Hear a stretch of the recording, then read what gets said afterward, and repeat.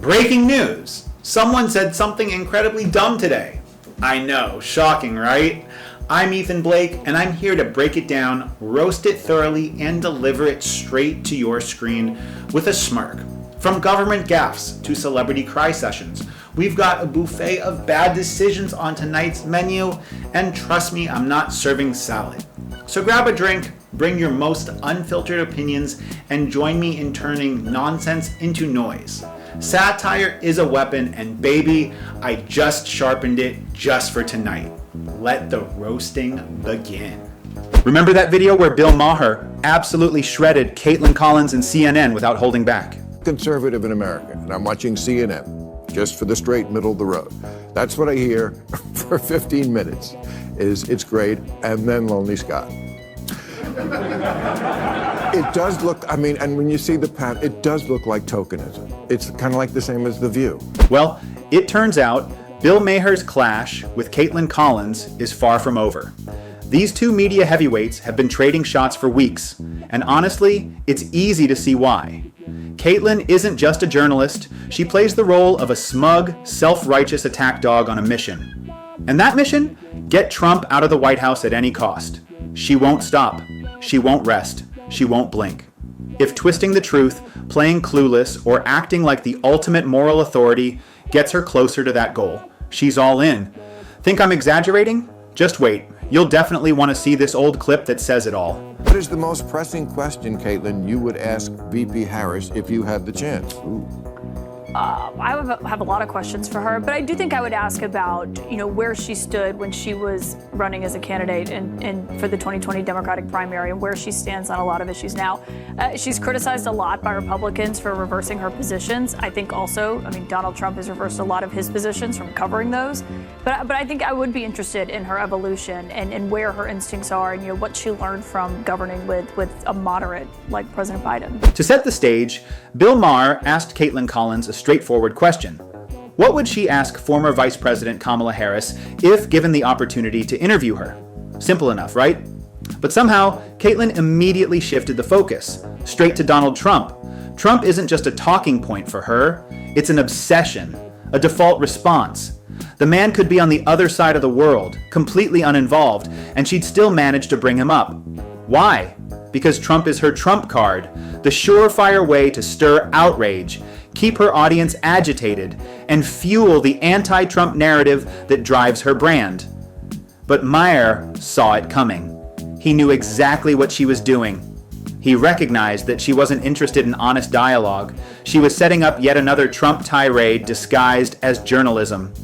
So this time, Maher flipped the script. He cut her off before she could launch into her routine, caught her completely off guard, and stopped the rant before it began. Let's just say Kaitlan didn't take it well. You guys have that debate? It's ABC debate. ABC debate. If it happens, I still think it's an open question. Really? Trump's going to go. He's got to. You think that Trump is going to pull out? I think Trump is nervous about it. I think Trump, I talked to a lot of sources in his world. I think he has really struggled with it. It's not just a narrative or a talking point from Democrats. He really has struggled with how to combat her. And I think going into that debate, he does not really want to do it. I think it's difficult, if not impossible, for him to pull out because his campaign manager had cards printed that said anywhere, anytime, any place for President Biden, and it would look weak, but I don't think he's looking forward to it at this point. So much for neutrality. Kaitlan Collins and her bosses at CNN love to parade around as fair, balanced, and unbiased. They'll swear up and down that they don't lean left or right, but their actions tell a very different story. Case in point, Kaitlan already had Donald Trump written off long before the debate even happened. According to her, he was either going to pull out of the debate entirely or show up and lose. No analysis, no data, no strategy behind it. Just pure, unfiltered wishful thinking. She didn't even give him a fighting chance in the presidential race. In her mind, the outcome was already decided, and Trump was finished. But reality, as usual, had other plans. And Bill Maher? He was watching it all unfold. He saw Kaitlan's narrative forming, recognized the spin for what it was, and waited patiently for the perfect moment to strike. Because if there's one thing Maher does better than anyone, it's calling out media hypocrisy when it's at its worst. Kaitlan had no clue the hammer was coming, but Maher was ready. And before we get to his takedown, watch this clip. Then I'll give you my take. Not a political pundit trying to analyze this stuff. But I do know that it's a very easy debate to win. So all you have to say is, look, you had 4 years, I had 4 years. When I was president, and when you were president, here's the difference: is gas prices are up 50% when you're vice president. Electricity prices up 30%. Grocery up 22%. The list keeps going. Taxes were lower under Trump. They raised them under Biden-Harris. Regulations were lower under Trump. They raised them under Biden and Harris. Immigration numbers way down. They actually tried to stop the problem. Record numbers under Biden and Harris. This is a very easy debate to win because on the metrics, it's very easy to show side by side. Okay, but that's what his campaign wants him to say. But Donald Trump it's not a campaign where you just give him his talking points and he goes out there and delivers them. Yeah. I mean, Donald Trump is his own biggest impediment. Here's the truth, plain and simple. The debate was practically a layup for Donald Trump. All he needed to do was step onto that stage and remind the American people how much more stable, secure, and prosperous things felt under his administration. From the economy to border control to foreign policy, every angle pointed to a glaring contrast between Trump's tenure and the current Biden-Harris debacle. So why on earth would Trump back out? What exactly was Kaitlan Collins even talking about? It's almost as if she couldn't comprehend the idea of Trump walking into that debate and absolutely dominating it. So instead, she crafted an alternate narrative. One where Trump either backs out like a coward or shows up and implodes. And in case that fantasy didn't hold up, she had a contingency plan ready, preemptively dismissing the debate altogether by claiming he'd lose because he'd go off script. No proof, no logic. Just the same tired anti-Trump talking points. It wasn't journalism, it was damage control. And Bill Maher, he saw it coming a mile away. He recognized Kaitlan's spin for what it was, desperation wrapped in smug certainty. He watched amused as she tried to shape the story before it even happened. Because the truth is, Trump doesn't need a script. His political brand thrives on authenticity, unscripted confidence, and unapologetic bluntness. That's what his base connects with. That's what terrifies the media elites. And that's exactly why Kaitlan and her CNN allies despise him. Trump doesn't play by their rules. He doesn't need a teleprompter to win over a crowd or crush a debate. So when Kaitlan arrogantly dismissed him before he even stepped on stage, she wasn't just underestimating him, she was revealing her own bias. Maher picked up on it instantly. He watched, he waited, and when the moment was right, he exposed it. Kaitlan wasn't ready, not even close. You made press because you were on Stephen Colbert's show, and he said something like, you guys at CNN just report the news straight. And the crowd burst into laughter. Look, I'm on CNN now. I guess we're on it right now. I mean, they show this show the next night. I don't know how we get away with it with all the fucks, but they do. And all these dirty jokes. But I'm glad, and I'm a big rooter for CNN. But that tells you a lot, doesn't it? I mean, how do you guys think you are doing in that arena of like, this is a terribly divided country. We're not only politicized, a lot of people just hate the other side. And CNN, in my view, should be the place where both sides can watch. How do you think you're doing with that? CNN is the place where both sides can watch. And I think, my show is evidence of that. We have lawmakers on from both parties. We'll have Elizabeth Warren on one night. We'll have Ted Cruz on. Nobody's buying that narrative, Kaitlan. Those so-called token appearances on CNN are nothing more than weak attempts to make the network appear balanced. A quick conservative guest spot here, a surface-level debate there. It's all smoke and mirrors. When you actually dig into the numbers and look at the lineup, the bias is glaringly obvious. How can you possibly claim neutrality when your panels are stacked 4-1 with Democrats and left-leaning commentators? That's not balanced journalism. That's an echo chamber. It's a rigged setup where one side dominates the conversation, and the conservative in the room is just there for optics, a prop used to shield CNN from criticism when their obvious bias is called out. And even when CNN does manage to bring on a conservative voice, it's almost never someone who represents the actual heart of the conservative movement. Instead, they go with so-called Republicans who are either career establishment figures, never Trumpers, or people who align with the left on nearly every major issue.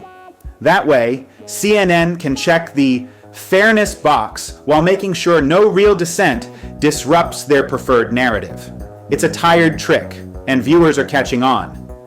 That's one of the reasons CNN's ratings continue to nosedive. People are fed up with fake neutrality, performative debates, and relentless ideological slant dressed up as journalism. And yet Kaitlan and her network still parade around as if they're the gold standard of honest reporting. Sorry, but that illusion shattered a long time ago. And no amount of carefully curated panel discussions or scripted sound bites is going to bring it back. Viewers want truth, not theater. And CNN, for all its posturing, is delivering the latter. CNN being a place of credibility. I mean, look at what just happened in Chicago. We had 300 people from CNN on the ground covering that convention. There were several reporters from just our team alone on the floor, bringing it in real time to people. And I think CNN puts resources behind things and just brings a level of news that you don't get anywhere else. Let me break it down for you, Kaitlan. CNN didn't swarm the Republican convention with cameras, reporters, and correspondents in the name of fair journalism. Let's not kid ourselves. It wasn't about balanced coverage or presenting both sides. CNN was there for one reason and one reason only, to catch a slip-up. They weren't covering the event. They were circling it like vultures, waiting for a misstep from Trump or any of his allies. One misspoken word, instant headline, an awkward pause, breaking news, one lone protester outside, front page material, and if they found nothing, no problem. They'd spin something out of thin air. That's the playbook. They weren't interested in covering actual policy discussions, grassroots enthusiasm, or conservative priorities. That angle didn't fit their narrative. Instead, they'd gloss over it, or worse, twist it into a dramatic warning about threats to democracy and dangerous extremism. Now contrast that with how CNN covers the Democratic convention. Suddenly they transform into a cheer squad. No tough questions, no constant scrutiny, just glowing praise and polished analysis. Every speech becomes historic, every moment transformative, and any controversy magically erased from the broadcast. So no, Kaitlan, don't pretend CNN showed up at the GOP convention with journalistic integrity. You weren't there to report. You were there to dig for dirt, and the American people are smart enough to see right through it. Conservative in America, and I'm watching CNN just for the straight middle of the road. That's what I hear for 15 minutes.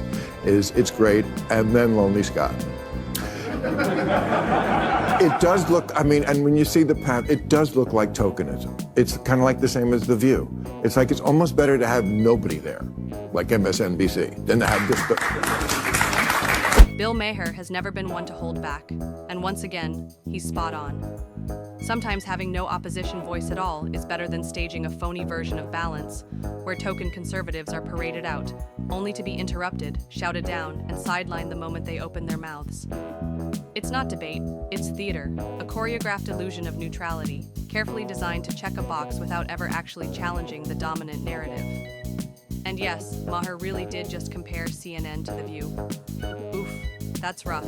But let's be honest, it's not exactly wrong. Imagine being the once dominant force in cable news, only to be lumped in with a daytime gossip panel where emotion trumps facts, and any conservative guest is treated like a hostile intruder. It stings, because it's true. CNN today is little more than The View with a teleprompter. Same formula, just with flashier graphics and anchors wearing serious expressions. Bring on one token conservative, pit them against a panel, twist every word they say, and call it a discussion. It's not journalism, it's political performance art. Maher didn't just expose CNN's left-leaning bias, he exposed their fading relevance. This was a network that once drove the national conversation. Now, they're a punchline, repeating the same predictable talking points, pushing the same tired narratives, and even losing the patience of their own liberal base. And when someone like Bill Maher, who spent decades on the political left, starts pointing out your flaws, you know you've seriously lost the plot. Maher's takedown was clear. He called out Kaitlan Collins' obsession with Donald Trump. He laid bare CNN's desperate attempt to cling to credibility. And he pulled the curtain back on what used to be a respected